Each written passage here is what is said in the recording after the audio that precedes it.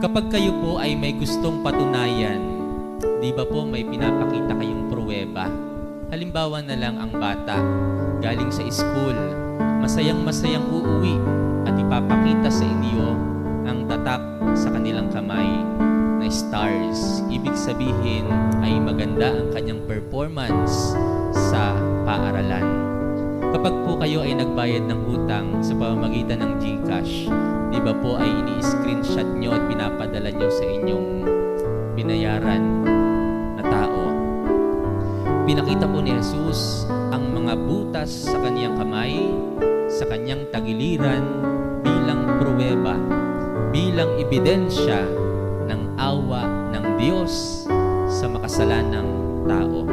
Sapagkat ang mga butas po na iyon, dala ng kaniyang sugat, muling dumaloy ang awa ng Diyos